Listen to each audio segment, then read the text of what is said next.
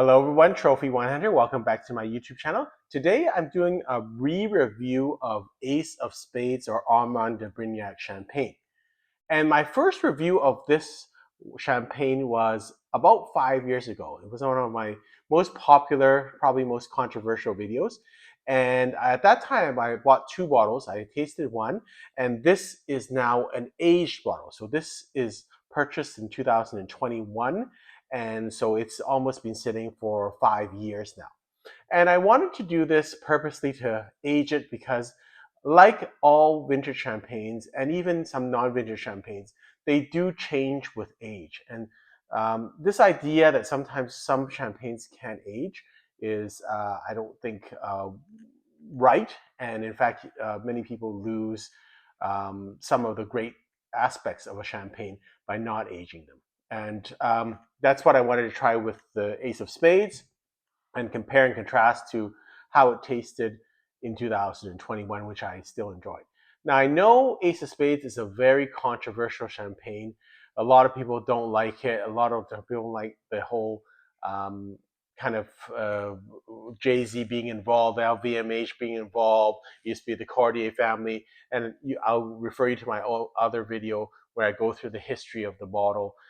Many people know about this. But I look at it as a champagne, and you can say maybe I'm superficial, but I love the look of it. I love that it's got this wonderful box. It's magnificent. People are going to say this is all marketing. Yeah, a lot of things are marketing in life, and so it's got a beautiful box, and the bottle is beautiful. It's gold, and you can again, people can say I'm being superficial, but I've always enjoyed Ace of Spades, and I all I know is that every time I serve it, it's a great occasion. People enjoy it, and they're really excited to drink it. And you can debate whether the price is right, but it is a vintage champagne, so it's normally a blend of three different champagnes, vintage champagnes. I believe for the 2021 vintage, it was 2009, 2010, and 2012 vintages. And everyone was saying, "Oh, this used to be such a cheap champagne. The Cartier family used to do this before Jay-Z is involved. Jay-Z hyped this." Well, first of all, the family that's involved in the champagne are a champagne house. They're a reputable house that has been producing champagne for many, many years. And just because a rapper is involved in something doesn't mean it's not going to be good. And in fact, sometimes uh, they are they probably know a lot about champagne because they drink a lot of it. LVMH is involved, so I think they know a little bit about champagne. They know they have a lot of other brands. So we really can't be upset. And this is one of these controversial wines, just like Camus. And I try to look beyond the hype and the hate, and I just say, listen, do I like it or not? If you don't like it, you don't have to drink it. I personally like it, and I always get pleasure from it. Whether it's worth the value, that's your own mind, but I don't think you should just be turned off of something just because it looks good. It's just like, saying that, good-looking people can't be smart. We cannot look the judge a book by its cover. We have to be more in depth. And if you don't like something, then that's great. That's more for me. So, anyways, it's been now 5 years for this champagne, and the color has changed, so it's a little bit more kind of darker yellow, almost like a hay yellow. So that was the first impression I had. Wow, it's changed in color, much more darker. And again, this happens with even non-vintage champagnes. If you age them, they do change. Some of them can't age that long, but some of them can, and you just got to discover the house. Paul Roger, in my opinion, can age quite a bit. Veuve Clicquot, in my opinion, doesn't age as much. So it's just different stylistic houses and what they do with it. But in general, it gives you a different feel of it. You might not have as much bubbles and effervescence, but you have a little more candied fruit in this. That's what I found with this champagne. So the bubbles are a little bit less pronounced. This has been overnight already, so of course even more the effervescence is gone. But when we took it out and served it at the restaurant, it was fine. There was lots of bubbles. It was streaming with bubbles. It was very fresh.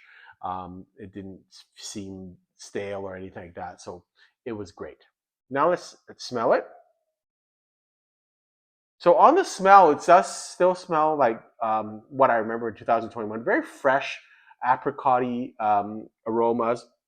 Very light. There's a bit of caramelization in it also, but really pleasant and really aromatic. Beautiful smell, like roses and things like that, flowers. So I really like the smell of this wine. On the taste, this has a lot more kind of dried apricots, candied fruit, and then a little bit of brioche on the end. Um, this is what I find typically with aged champagnes, that you lose that kind of citrusy elements and the bright fruit, and you get this more candied fruit or dried apricot or almost a tanginess, which I really enjoy.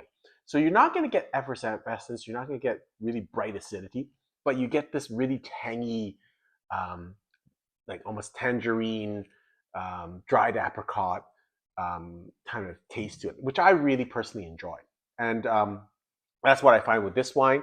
And then you've got a slight bit of almost like um, kind of like the top of a creme caramel, or and then also some brioche-ness to this. So I really quite enjoy this. It's quite a different taste and a much more elegant and mature taste as compared to the Ace of Spades, the same bottle that I opened 5 years ago. I get some almost granny apple also, almost like a baked apple pie type taste to it. But I really enjoy this wine. I don't even remember what I rated it a couple years ago, but this is really close to 94, 95 points for me. I personally like this style of wine. I'm a real big fan of Ace of Spades. And so I'm going to rate it 94 points. Really enjoyable. I always enjoy opening this bottle and always have good results with it. I don't really care about the detractors. Again, whoever doesn't want to drink it, that's more for me. And I'm really high on this bottle. So I enjoy it, and it's nice to know that it can age. So it's aged quite nicely. In fact, arguably, I think I like it better even now. It's more distinct, in my opinion, when it's aged. So I really enjoyed it, and hope you've enjoyed this tasting. Until next time, happy drinking.